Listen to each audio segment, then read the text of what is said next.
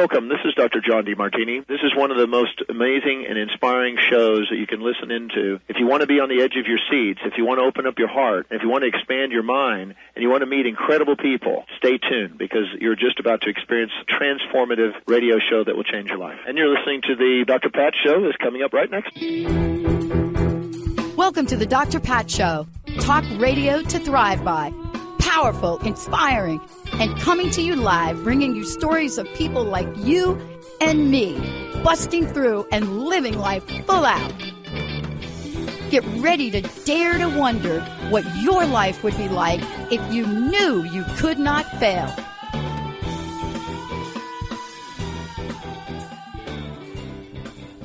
Welcome, everyone, to Dr. Pat's show. I am so excited to be hosting for her. I'm her guest host today. My name is Martine Emmons.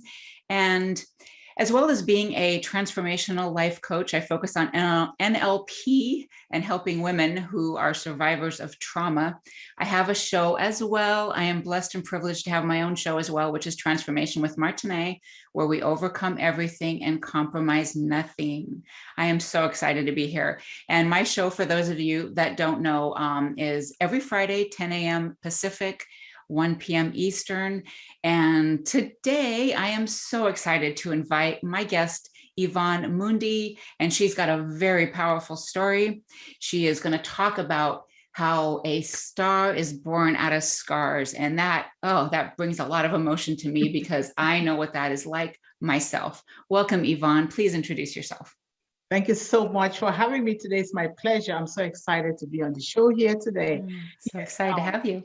Yes, I am a speaker and an international speaker, a coach, and an educator, a counselor, and I am an author.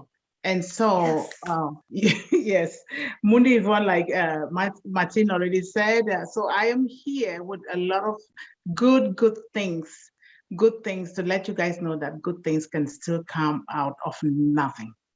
Thank you so much. They can, absolutely can. I am proof of that. You are proof of that. So Yvonne, would you tell us a little about your just start with your story? Yes. I know you probably have many, but just like whatever you feel is the most hopeful and the way to bless people today.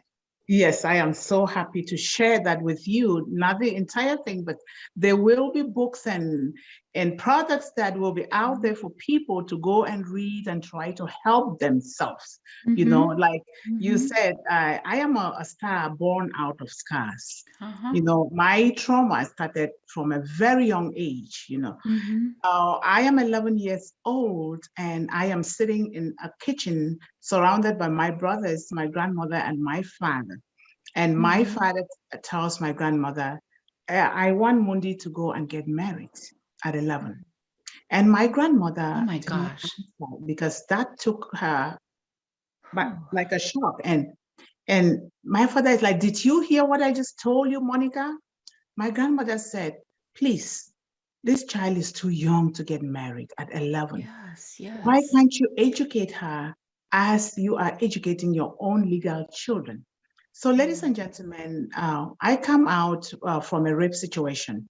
My mother was given away in marriage at the age of 16. And shortly after, she had beautiful twin baby girls. And then shortly after, the husband was killed by her abuser who raped her and impregnated me while she was still breastfeeding her twin babies. And so her home was demolished. All her late husband's property seized. And she was forced to live in her abuser's compound among his wives and children who were around my mother's age. And that is when the trouble began. Pregnant with me, my mother, with no education, she did only what she knew how to do very well, and that was farming and praying to God. You know, she ended up with 9 children. And I watched my brothers. My brothers died of intense abuse. And my own new also died from abuse at the age of 8. And so, you know, when my grandmother fought tooth and nail to say, no, I will not have you do what you're doing to my daughter, to my granddaughter anymore. She deserves to be educated. And so from that moment on, it was one abusive situation to the other. By the time I was 15, I had lived in several homes, and in each of these homes, I went through abuse. And at the age of 3, my father threw me away, just gave me away in a very unloving manner. And the uncle that took me to a city. The only thing that was good there was that they started educating me. They sent me to school. But when I graduated from primary school at the age of 11, my father demanded that I be sent to the village. So that's when the marriage thing started. And so my grandmother fought and said, no, this one will go to school.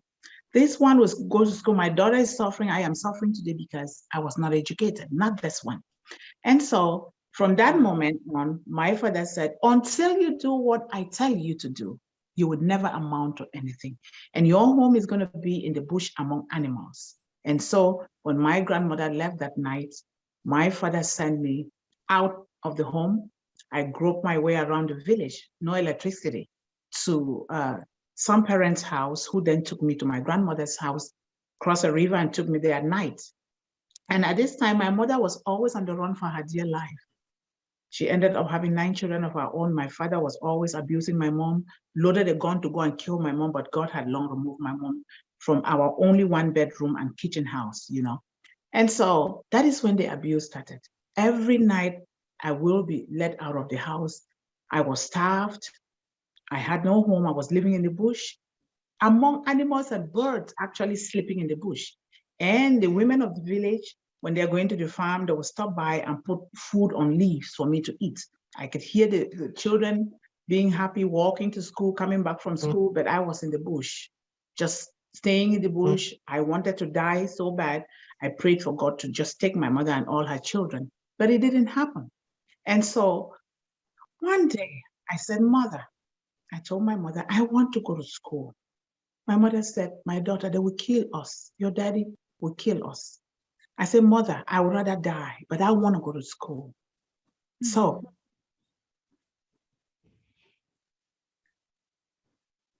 my grandmother, they came together and they decided to educate me. Are you there? Yes, yes. Okay. They decided to educate me. And so that's how I got enrolled into secondary school. After secondary school, I wanted to go to high school. It was a constant struggle. I became an adult even before I became one. I did whatever it took for me to raise money to do things. But as God would have it, the village, very good parents of the village, they came together.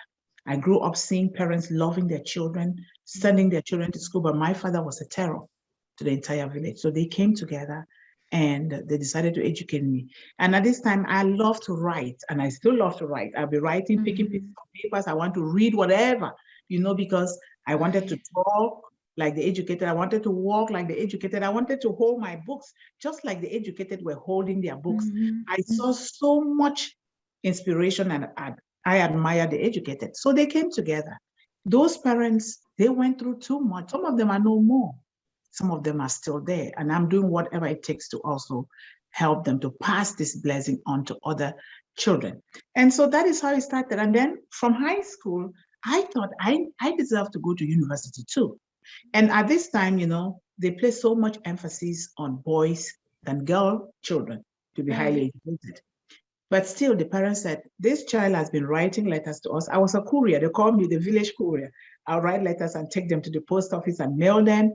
I will help the parents of the village, the old ones. I will do community work to clean, do whatever it took. I would teach Sunday school. And so they said they would send me to university. I was the very first female child in that village for more than 10 years with a bachelor's degree. And that means a whole lot to me till today. And it means a whole lot to me. Even to that village, they call me, even as I'm speaking today, they left me a message. They call me all the time. They so much depend on me. They call me for advice. They call me for whatever. And I, you know, I always wanted to leave that village. My grandmother blessed me with a traditional blessing. When I think about that blessing, it just makes me just want to rise even more. My grandmother blessed me, asked me to put all my writings in my head because they were always beating me. I have wounds all over my body, even cuts in my hair, you know. My grandmother said, put it in your head. and write the rest on the paper. I will bury them in a plastic bag at the corner of my home so that if you forget something, if I'm not here tomorrow, you can come for them. And so my grandmother is no more. She's watching on me from above. Yes, and so from a one-time TV show that I watched from the only TV owner in the village, and this TV owner was using a generator. It talked about freedom and success in the United States. And I thought maybe United States is just a place where I can just walk. I said, I will go to America. I'm going to walk and go to America. They will be beating me up, even beat me until I can even bleed to death. They didn't care. They didn't just want me to talk about America or be educated or anything. And so I kept singing. I almost went insane. They thought I was crazy. So my grandmother said, my granddaughter, you see that bird that is flying in the sky? That is the bird that is going to take you to where you want to go. Oh, that's so beautiful. Yes, I don't want you to live in this village. Being the kind of child that God has created you to be, you are a thinker, you are a fighter. You want to do more for people that will not let you because you are a female child. When I die, do not leave here. Go somewhere so you can protect, so you can fight and advocate for your mother and your brothers because they don't know how to speak for themselves. Yes. And so from a very young age, I wanted to become a writer, a speaker, an advocate. I want to help women and children. And with the blessing that my grandmother gave me, I have it with me. My grandmother said, wherever you go in the world, make sure to bless women and children because that is the life your mother and you guys lived. But do not forget where you've been. Do not forget where you come from. This village is very important. They built your foundation. And so that is why I am here today till the end of my life. My passion, my mission, and my vision is to advocate for the abused, the rejected, the homeless, the hungry, the disabled, anybody, especially as I watch young girls being abused, being sold into sex trafficking, and women are being abused, and they can't say a word, even in our country, the United States. The abuse and rejection is universal, it's not just here. So that is why I am bent on writing. I'm going to be creating courses. My ultimate goal is to build mastermind schools to begin to change the mentality of a lot of people that just think that what they told them as children, even as adults, that's exactly who they are. No. If I, Mundih Yvonne or Yvonne Mundih, can do what I am doing today, can stand here and talk with you on a very honorable show like this, anybody in the world can do it so long as they are breathing. If I'm breathing, I will do everything. There is nothing that I cannot do. I don't know that much, but I know that the God that has opened the way for me even to escape to freedom, where I can share my story, anybody out there can do it. Nobody should limit you. Nobody should tell you that you're less. Even if you don't have one limb, you can use your mouth. If you don't have a mouth, you can use your eye. You can use something. Do it. I am here for you. Just like Martine is there for all of us. I am here for you. Reach out. Do not stay in a situation that is uncomfortable for you, because when you do, the children will copy. Children are impressionable. They will copy. I left from childhood abuse into 2 marriages that were very abusive, very exploitative, and I said, enough is enough. Yes. I am going to love myself. The God who created me loves me. I will love myself so that my children will follow. I have 1 biological son, very amazing boy, and I adopted 9 of my late brother's children. The oldest is 15 years old, and I'm going to be filing for them. I don't know how, but the how is not up to me, it's up to God. Because if I'm here today, from walking without bare feet, without shoes for years, from having just 2 pairs of tattered clothing for years, there is nothing that I cannot have. Now I can wear clothes and change. Last week I saw you with a different, beautiful outfit. Today is a different one. Me, the same. We have a lot. We have a lot that we have to pass it on to other people. So I want to build mastermind schools, and I am here for anybody, whether it is setting your goals, whether you're confused, whether you want to write a book, whether you want to get your story out there. I am here for everybody. especially women and children. Thank you so much. I can talk, and talk. That's so beautiful, because I feel like you do, that if we are breathing, we still have purpose. Yes. So I come from an abusive environment myself. I was beat very badly by my father and sexually abused from ages 4 to 9, molested by different men, and other circumstances in my life. So I know I have an idea, I should say, of what you've been through. Not quite to your degree, nowhere near. Still hard, in what I went through was still hard as well. We all have our own experiences, and it's hard for all of us in a different way. So women weren't thought of as good as boys where you come from, and that's still like everywhere, but more so where you come from. And did your brothers have a chance at some of the things that you did? I know you had to fight for everything that you got as well. One of my brothers who died 4 years ago of abuse, because it just seems so natural that when you grow up in an abusive environment, you tend to gravitate towards abuse. Yes, that's and I see that is the case with me. I tend to gravitate towards men that are a carbon copy of my father. And that is why those 2 marriages end. My brothers, the one that died, who was Commissioner of Public Security, died because the wife is very abusive. She's still abusive, still now. And he had the opportunity, because I was determined that I would do whatever it takes to educate myself and my brothers. And so when I was in the university, I was doing farming. I was doing marketing. At the same time, my mom was also doing certain things, farming and marketing in the village. And my other brothers, we came together and we educated that one up to university. And the other one was taken into slavery for my father's oldest son, who is still alive, whom I can't even go to Cameroon now because they plan to chew me when I get there. I can't go there. So they took my immediate sibling, who also passed from abuse. His picture is right there looking at me. And he was not given the opportunity to go to school.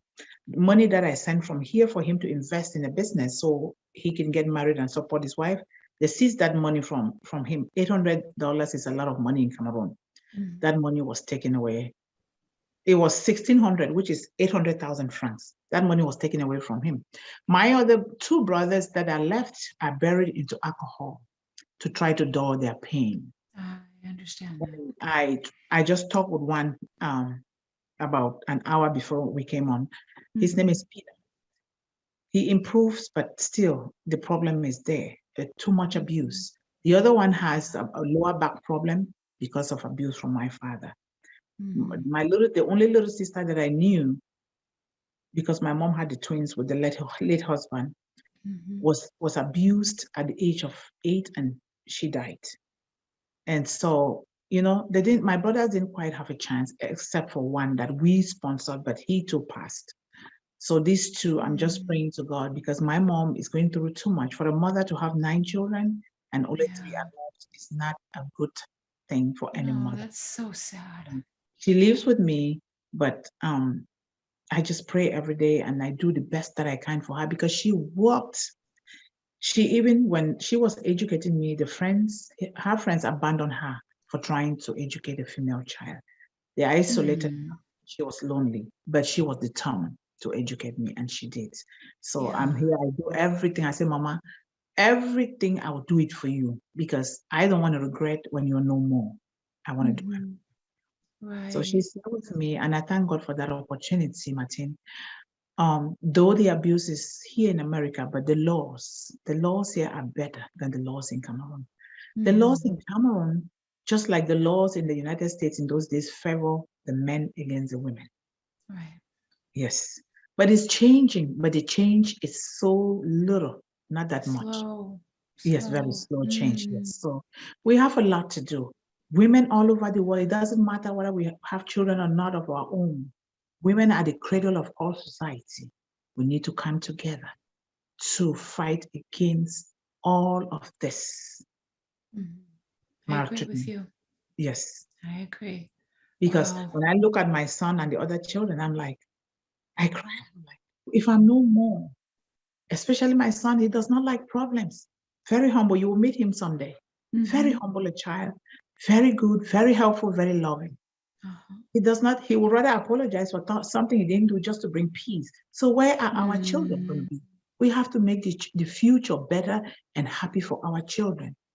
In the United States now, especially during this period of the pandemic, children as young as 7 are committing suicide. We need to step up and do something for these children. Yes, I absolutely agree. We need to empower them. Yes, yes. So my brothers didn't have that much of any chance. And for me, I am a fighter. I don't know how to fight physically, but my mouth, my writing, that's what I use to fight. And so I don't take things when people say, and my grandmother did a lot with me. My mother doesn't talk that much. My grandmother trained me a lot. Do not accept things that people tell you. She was a fighter. Don't do this, do but this, but always say good things to people. You know, the Bible was our anthology, everything. We're reading the Bible. She recruited a Sunday school teacher to teach us all the time. Psalm 91 is still in my brain. I can wake up at any time. I will recite it because, you know, and that helped a lot. My grandmother instilled in me the spirit of a fighter, of a warrior. I respect everybody, but I do not accept something that is not the truth. Right. Yes. Right. Thank you. So I want to go back a little bit because I'm curious that the whole village, like you said that some of the women, your mom's friends, were upset that they educated you, but wasn't it the women in the village that helped to educate you? They help, mostly the men, the fathers. Some of the good women who were also educating their own children, female children, they also help. Not the entire village, but most of the village, they saw that as a good thing, that a child will be writing letters and taking them to the post office and doing things for the village. They supported me. You know, everywhere I go, I owe people a lot. Because even at the university, even in high school, even in secondary school, I meet with parents who were always helping me. You know, in university, I was doing marketing. And one Sunday, these parents, they were fathers, they came and I started crying. I was thinking, what have I done wrong? They said, don't cry, don't cry. You didn't do anything wrong.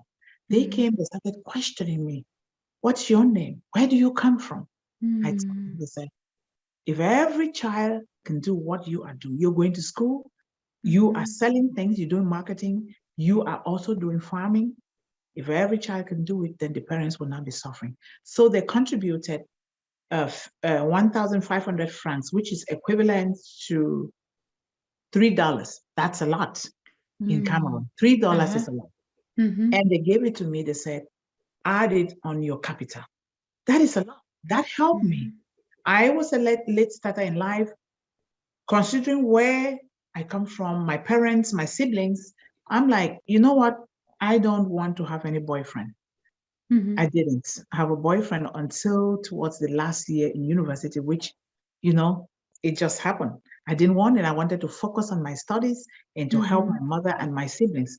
So everywhere I go, I owe people a lot. And I'm really so grateful for the people that God has put on my path. You are here today. You discovered me. A lot of my mentors, my coaches. I am an author.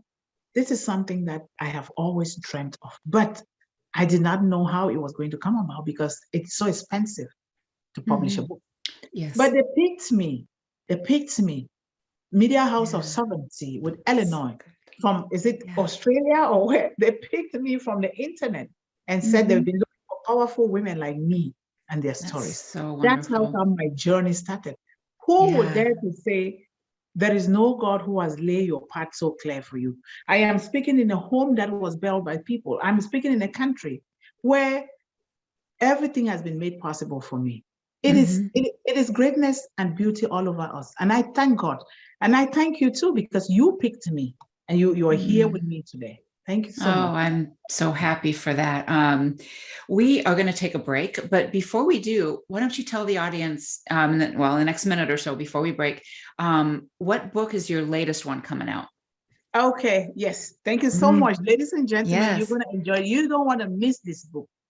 2 books are actually coming up, maybe 3, but the last one, the date has not been set. So the first one is going to be launched on December 14th. Ooh, The just around the title corner. is, yes, Women of the Power Voice Anthology. Wonderful. And Les Brown is my mentor. So I attended the Power Voice so Academy. good. So that one is coming up, is so exciting. And the other one is Hear Her Raw with Bridget, holder of the Art of Grace Publishing House International. So that is that one. But the third one, very beautiful book. That book stands to fight against sex trafficking, the abuse of women, and slave labor for men. So that one is She Is Unleashing Her Feminine Power. So those are the books that are coming out. Wonderful. Yeah, the That's links will be wonderful. on social media and all over. So you guys buy those. They are very great resources to help all of us. Oh, absolutely. I can see that for sure. That's Thank awesome. you. So where can, and right, we got another just second or two here. Where can people find you right now? They can find me. I have a website. They can find me on all forms of social media, Facebook, Instagram. I'm still learning to use Instagram and LinkedIn, but I'm most of the time on Facebook for now, but eventually I will be on all. But my website is there. It's still under construction, but you can still go there. It's www.buildinghopesandreamsglobal.org. I love that. I just love the name of that, because it just fills me with like, yes, because as you know, I'm all about hope as well. Yes. So my show is about hope, and my whole message is about hope, because I like I said in the beginning, or at least I think I said in the beginning, I believe all of us can rise from, no matter what we've been through, we can rise up again, and we can serve others, and our mess, as a lot of people have said, become our message. There you go. Yeah. So we're going to take a break, everyone. Thank you so much for tuning in, and we'll be back in just a minute. Thank you.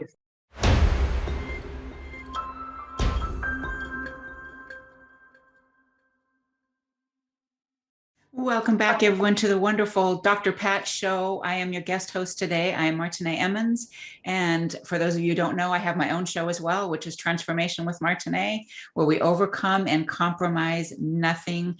My show is every Friday, 10 a.m. Pacific, 1 p.m. Eastern, and my show is about hope. I believe firmly that we as humans can get back up from anything. So without further ado, I want to introduce my guest again, Yvonne Mundih, and we have been talking about her story and her books and her desire to empower women and children. So Yvonne, on break, we were talking about us as women coming together to motivate, to encourage, to make change happen. How do you motivate and encourage others?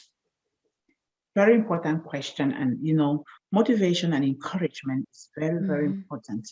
If I draw from the quote of Ronald Reagan says, there are no barriers around us. We can achieve anything that we want to achieve. There are no constraints to the human mind. There are no walls that are built around the human spirit, except those that we erect on ourselves. That means when you are determined, so long as you're breathing, when you say to yourself that, yes, I can do this, I will, and I can, and you can do it, because when you take that determination, when you give yourself that affirmation, you are already giving your subconscious mind something. The subconscious mind acts on what you give them to ask. And if you're encouraging them in a very positive way, the subconscious mind will take it, it will begin to act on it, and you will do it. Because how is it that as a child, I was that determined to become something? How is it that things just work? I wasn't powerful. I didn't have any resources. I didn't have anything. But it is the desire to say, I can do this, and I will do it. Other people have done it. People have been even in very bad situations. If you take, for instance, Nick Vujicic. Nick Vujicic is an Australian who was born without limbs. He is inspiring, empowering the entire world.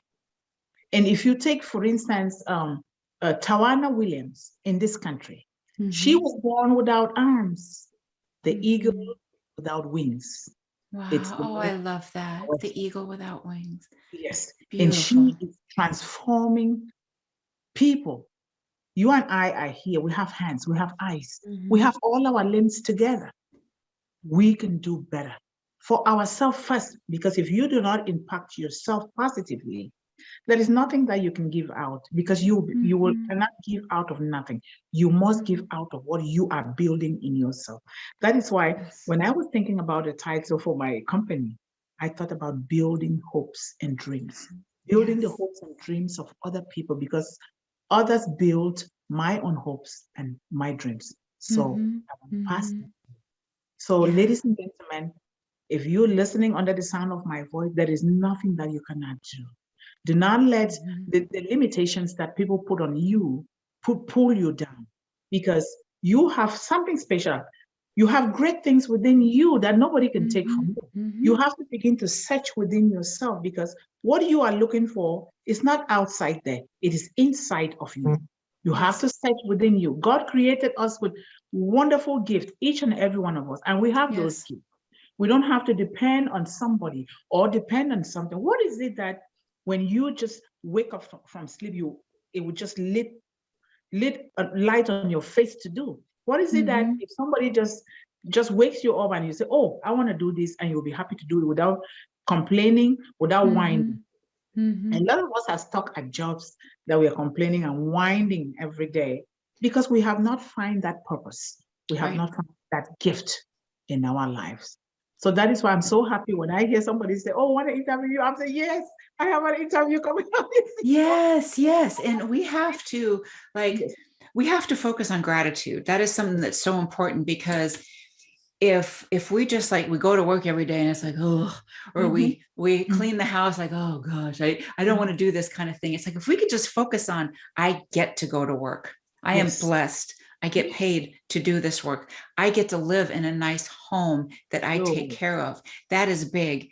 And also, one of the things that you were talking about, sometimes we need somebody else to believe in us before we can believe in ourselves.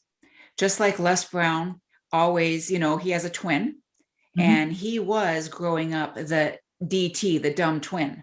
I'm sure you know that story of him. It was somebody else that said, don't you think of yourself that way? Don't you believe what other people are saying? I am telling you right now that you're good. So sometimes we need someone else to believe in us. And I know for me, I most certainly did. I don't know, you knew you wanted to go to school. You knew you wanted to do these things. I knew myself that I had some kind of purpose, because even in the depths of trauma, I always saw this light. There was always this light. It's like I kind of pictured myself in a cave, and there was just like some kind of light coming in. And I always knew that was God. That was him telling me, it's all right. You're going to make it. You're going to do something big.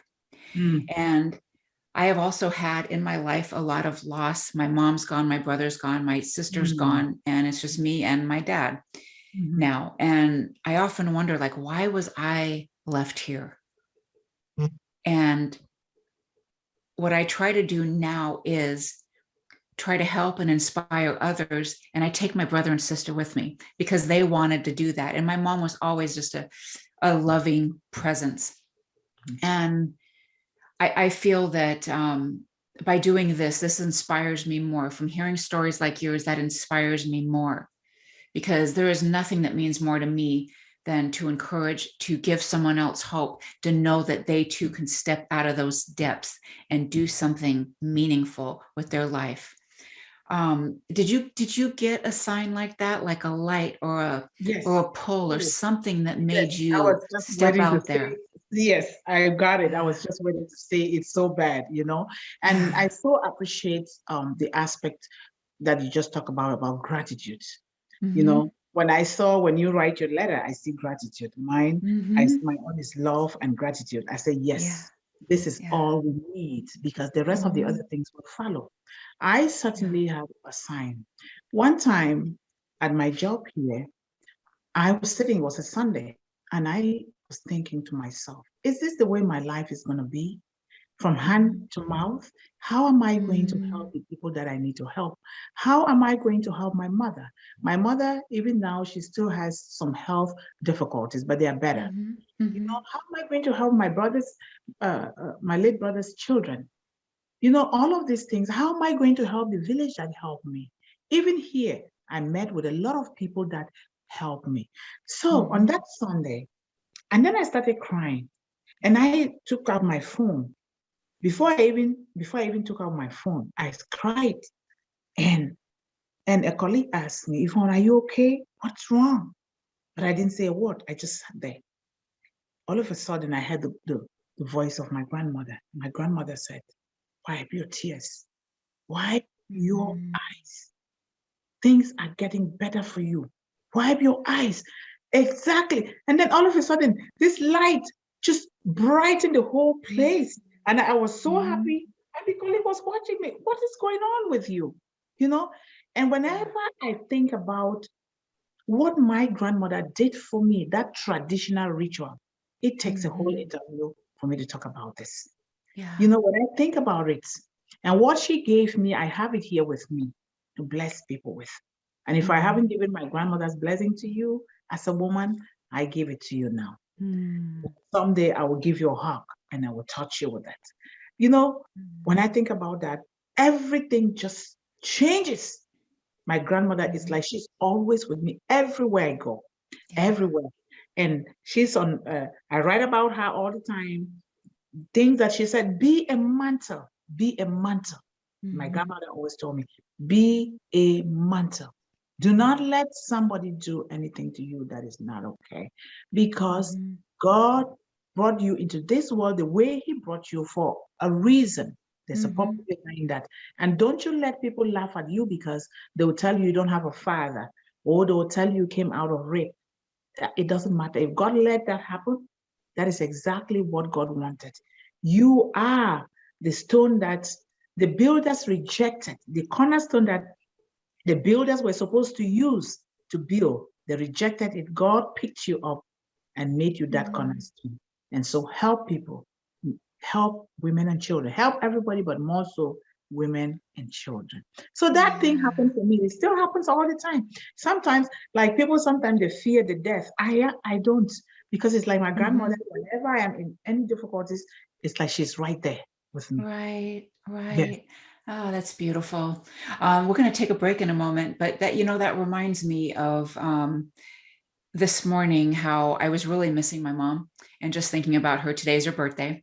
She was born on Pearl Harbor Day. Oh. And I felt her this morning, and it was a song that she loved, kind of Christmas, but it was just in my head nonstop. And I'm like, God, where's this coming from? I'm like, Mama, you're here. Thank you for making yourself known today. That was really, really wonderful. So we're going to take a break, and we will come back with final thoughts and whatever encouragement that you want to leave with the audience. And thank you so much for tuning in, everyone, and we'll be right back.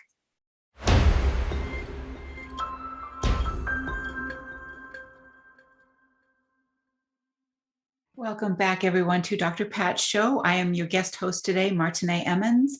You can find me at www.martineemmons.com, MartineEmmons.com, to find out more about me, my podcast, my coaching practice. And if I can ever help you, please don't hesitate to reach out, send me a DM, however that works for you, or an email at martineemmons.com.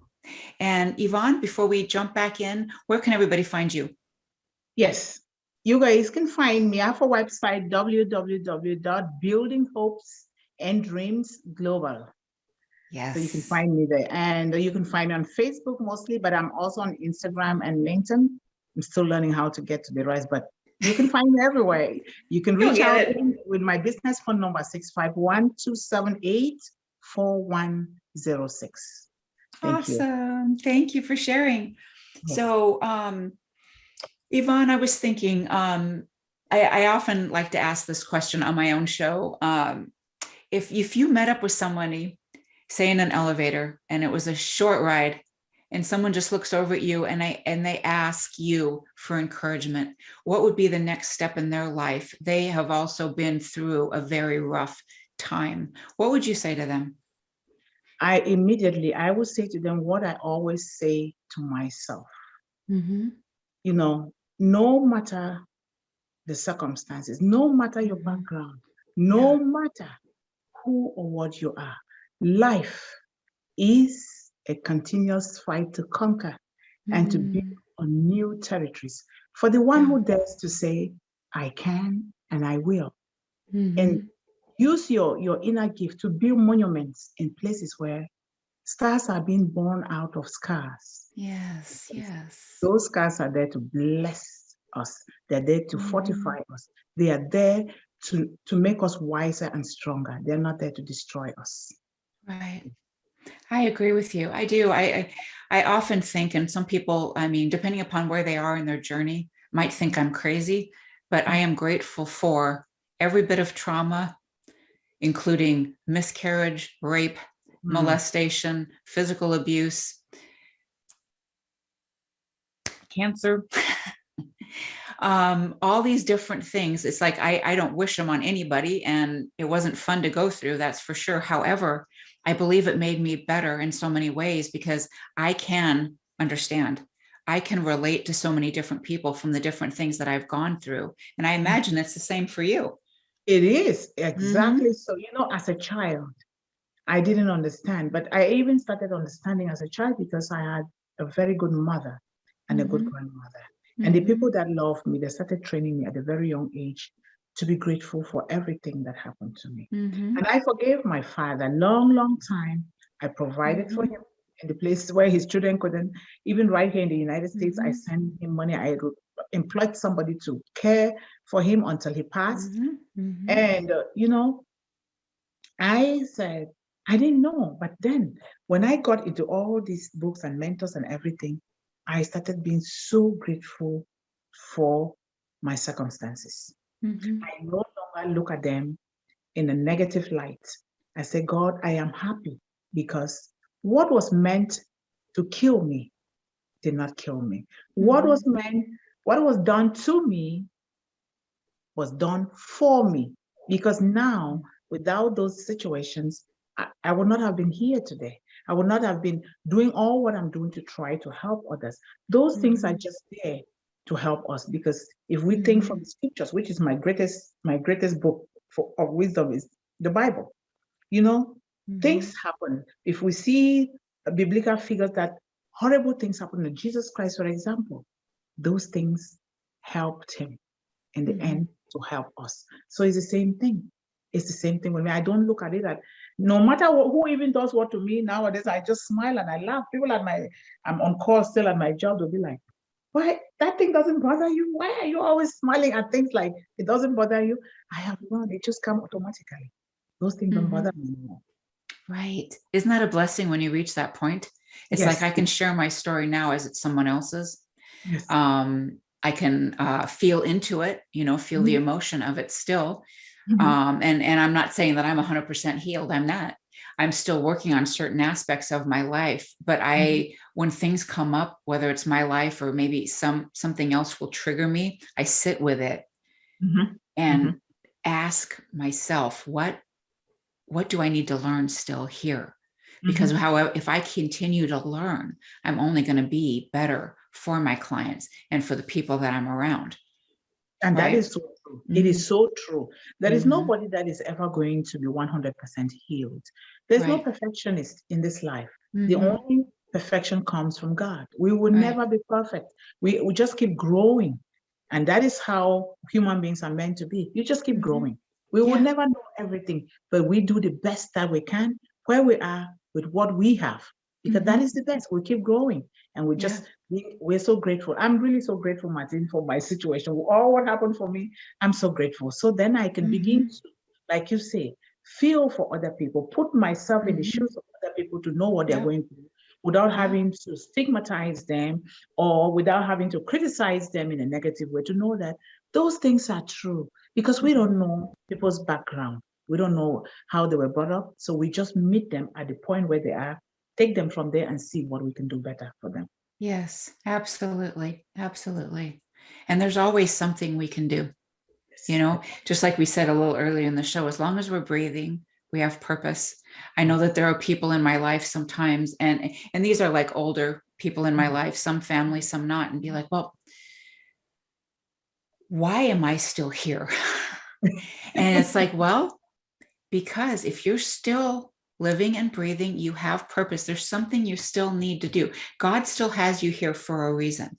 Whatever that is, ask him, ask yourself, ask that inner wisdom that's inside of you. What can you do? I start my day off every day with a walk. And if it's too cold, like today, it was just really freezing. I always get on the treadmill. I do some kind of weights, and I tune in, you know, in that meditative state. And exercise always helps me to get there, to tune in to what my heart, mind, body, soul is trying to tell me. And I encourage everyone to do that. Get outside if you can. And that, you know, the days that you can't, do something else, but when you can, get outside, get in nature. For me, I am luckily right in my backyard. I've got an equestrian farm. So I have beautiful horses out there. Yeah. That is so beautiful. It is. When I was buying my home, I was looking for a space with at least 11 acres of land. I like to hunt. I like nature a lot. But, you know, God didn't give me that. But this one, it's what God gave me with 1/2 acre, with a lake, well, like a long, beautiful pond behind with a bush. I love nature. I love gardening. And so through my office, it's through the window. I just look at the bush. I look at the lake. I am so happy. Then I look at the birds coming. My son feeds birds a lot. They just come. It is so wonderful. Walking, when I wake up, I have a morning ritual. 4 a.m. I wake up. I do my morning rituals. I pray. I journal my thoughts. I do some exercises. And if I can walk because I have to rush it somewhere, I do some stretches and take a shower and I go. If otherwise I walk or I do some exercises at home, then I sit in my office and start doing some work, or I chat with family, or I cook, or I do something. You know, that is so nice that you do this almost the same thing. And I love horses. I'm still going to learn how to ride a horse, but I love them. Yeah, I've the only horse I've ever ridden is a little tiny one when I was a kid. So yeah, but horses to me are majestic. They're beautiful. They're transformational. Just like lighthouses here are transformation to me. So we have to go. I want to thank you so much, Yvonne, for being on here today. You are an absolute blessing in my life. And thank you for sharing your story. And again, to the audience, I'm so privileged to be here. Thank you, Dr. Pat, for allowing me to host your show today. I am grateful for that, as you are one of my mentors. And I hope everybody today, you have a beautiful, blessed, inspirational, motivational day, and that you are encouraged with Yvonne and my message today. Have a beautiful day. Thank you, everyone, so very much.